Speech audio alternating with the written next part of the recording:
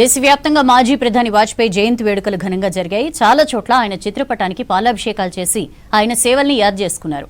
కేంద్రం అమలు చేస్తున్న సంక్షేమ పథకాలతో పేదలకు న్యాయం జరుగుతోందన్నారు. ఇక వాజ్పేయి బాటలో మోదీ పాలన ఉందన్నారు కమలం నేతలు. మాజీ ప్రధాని దివంగత వాజ్పేయి నీతి నిజాయితీగా పనిచేశారన్నారు కేంద్ర మంత్రి BJP state chief Kishan Reddy. నైతిక విలువలతో కూడిన రాజకీయాలు చేశారని తెలిపారు. బీజేపీ స్టేట్ ఆఫీస్ లో వాజ్పేయి జయంతి సందర్భంగా ఆయన ఫోటోకు పూలమాలలు వేసి నివాళులర్పించారు. ఈ కార్యక్రమంలో MP Laxman, MLA Raja Singh, party నేతలు పాల్గొన్నారు. ప్రధానమంత్రి సడక్ యోజనను అమలు చేశారని చెప్పారు కిషన్ రెడ్డి. పాకిస్తాన్ తో ఫ్రెండ్లీగా ఉంటూ ఆ దేశానికి బస్ లో వెళ్లారని గుర్తు చేశారు. వాజ్పేయి అడుగుజాడల్లో మోదీ పాలన కొనసాగుతోందన్నారు కిషన్ రెడ్డి.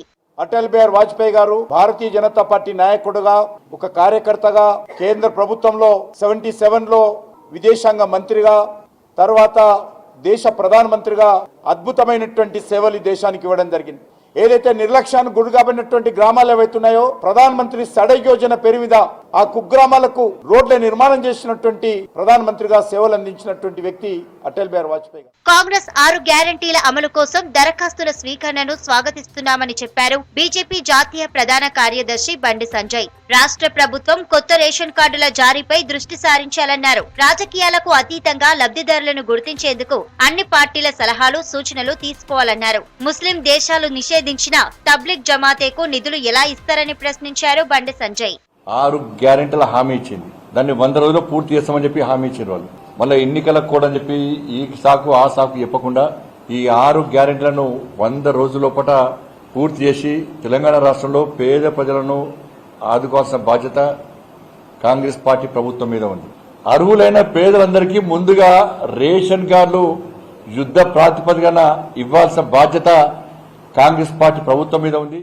కేంద్రం అమలు చేస్తున్న సంక్షేమ పథకాలతో పేదలకు న్యాయం జరుగుతుందన్నారు నిజామాబాద్ ఎంపీ ధర్మపురి అరవింద్. అర్హులైన ప్రతి ఒక్కరూ కేంద్ర పథకాలపై అవగాహన కల్పించుకొని సద్వినియోగం చేసుకోవాలని సూచించారు. నిజామాబాద్ పార్లమెంట్ సెగ్మెంట్ లోని మోపాల్ మండలం సిరిపూర్ గ్రామంలో జరిగిన వికసిత్ భారత్ సంకల్ప యాత్రలో పాల్గొన్నారు ఎంపీ.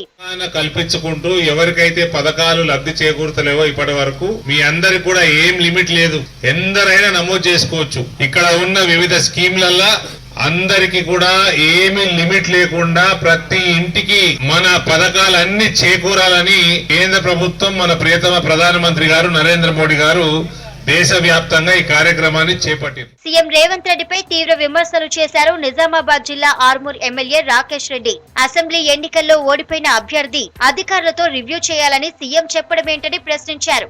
ఆర్మూర్ లో ఓడిన అభ్యర్థి వినయ్ రెడ్డి అధికారులు, కాంట్రాక్టర్లను బెదిరిస్తున్నట్లు ఫిర్యాదులు వచ్చాయన్నారు. చట్టం తన పని తను చేయకపోతే రాకేష్ రెడ్డి చట్టం మొదలవుతుందని హెచ్చరించారు. మాజీ ప్రధాని వాజ్పేయి జయంతి సందర్భంగా సేవా కార్యక్రమాలు నిర్వహించారు బీజేపీ శ్రేణులు. నల్లకుంట నీలోఫర్ హాస్పిటల్లో రోగులకు పండ్లను పంపిణీ చేశారు కేంద్ర మంత్రి కిషన్ రెడ్డి. బర్కత్పురాలోని పార్టీ ఆఫీస్ లో వాజ్పేయి చిత్రపటానికి పూలమాలలు వేసి నివాళులు అర్పించారు కిషన్ రెడ్డి.